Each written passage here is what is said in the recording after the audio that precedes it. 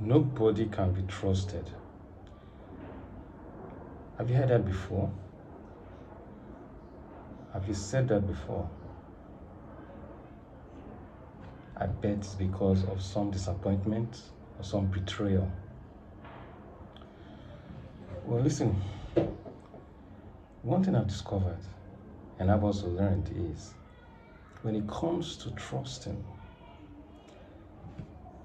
there's something that is very important before the trusting. Maybe you have friends or colleagues, business associates, and something has happened, and you now say, nobody can be trusted. Something has to take place before you trust.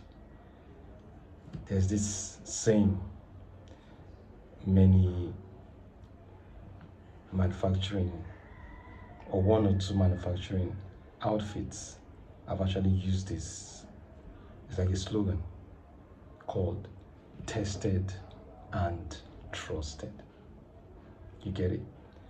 Before you trust, you need to test. So I cannot say I trust this person if I have not tested this person. Until you've tested, do not trust.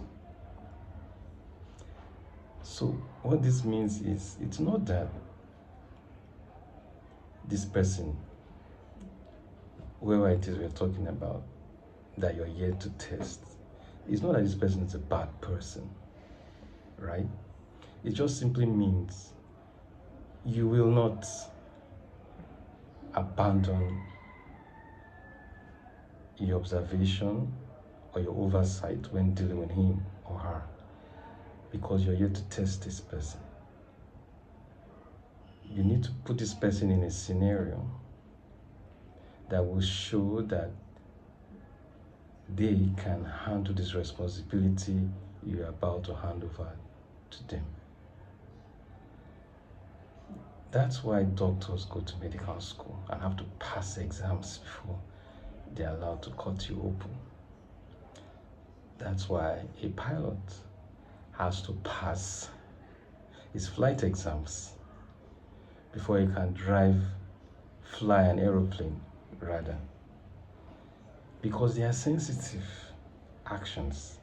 A slight mistake can be fatal. So the person has to be trained, is tested, before you can trust him with people's lives. So the same applies in our own lives as well, in the sensitive things that concern us.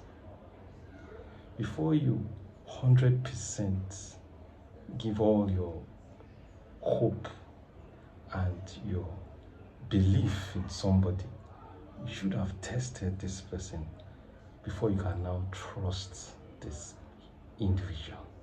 So the slogan is tested and trusted. So I cannot abandon care of my children to a caregiver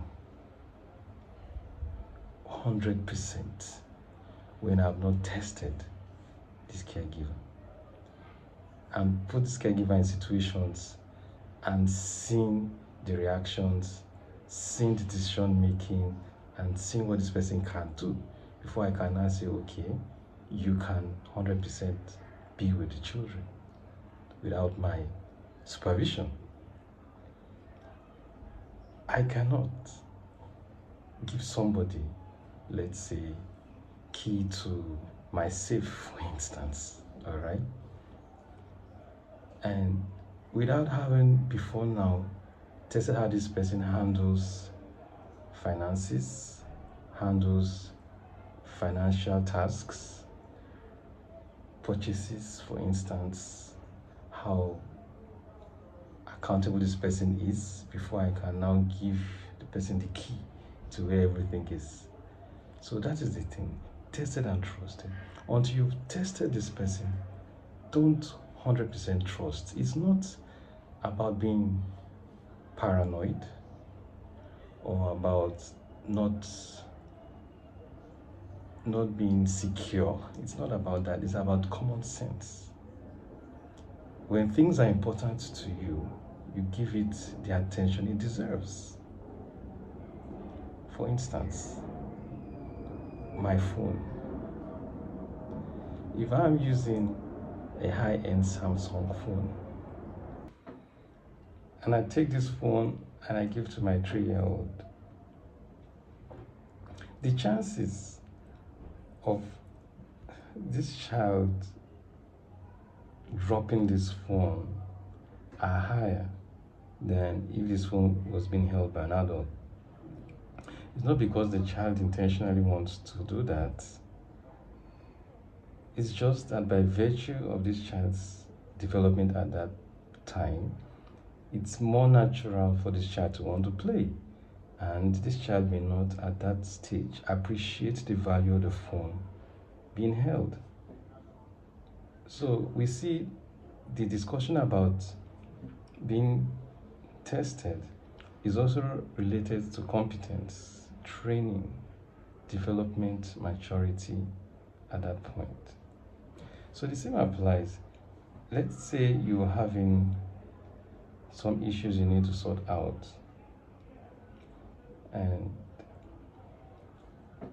things that are personal to you, and you go talk to a friend,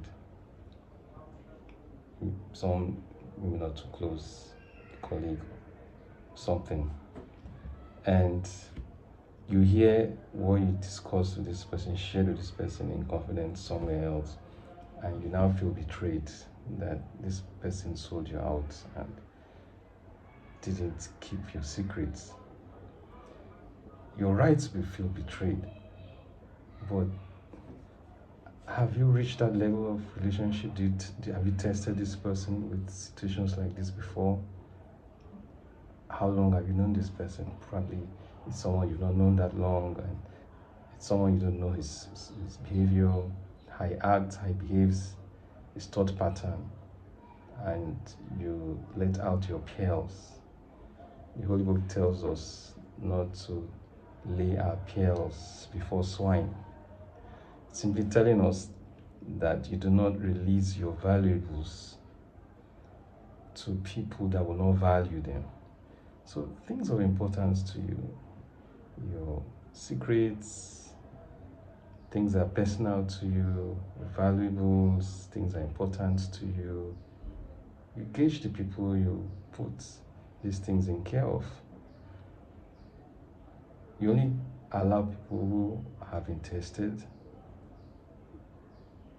for you trust them with such things. So when people are given things that they're not able to handle, when they mismanage them, the fault isn't solely theirs. It's both ways. So let's work on this, myself included. Test before you trust.